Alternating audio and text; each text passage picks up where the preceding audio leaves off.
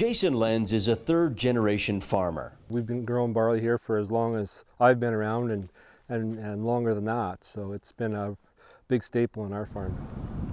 A freak summer snowstorm hit southern Alberta hard, damaging property, trees, and barley crops. Weather like we've had this year with the snow and all these little showers we've been getting for the last 3 weeks, it definitely affects the quality of the barley and all crops. You can see in the Lenz family farm here, this barley field has been pushed down by the weight of the snow. You can see some of this barley is actually bent, and you can see it's bleached. Now that impacts the prices that the malters pay for this barley as it's been downgraded, and then that gets passed on to the actual brewmasters.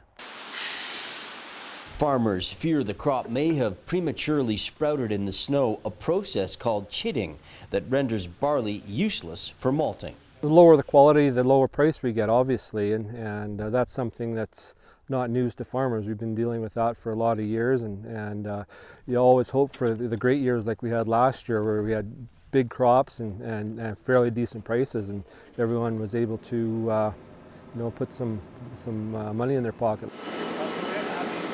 Canadian farmers are on track to produce just 7.2 million tons of barley this autumn, the smallest crop since 1968, forcing brewers like Ravinder Minhas to adjust their cost expectations. We talked to our suppliers, which Canada Malting here in Calgary, that we As soon as the snow fell. We were less worried about the trees in the backyard, and we were more worried about what was going to happen with the barley. And the shortage could hit craft brewers the hardest, since they typically keep less malt inventory on hand than larger breweries that are also better able to absorb costs.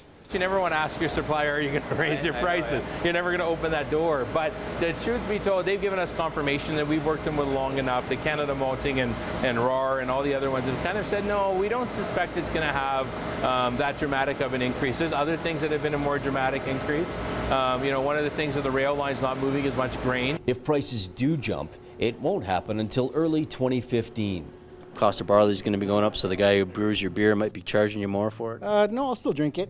Doesn't matter? No, it doesn't matter to me. We got to charge them more to make up for the price. It's trickle-down effect. upsetting, right? To any brewer, a shortage of high-quality, easy-to-malt barley is bad news, but Ravinder Minhas is optimistic about the outlook. We're fairly satisfied that it's not going to.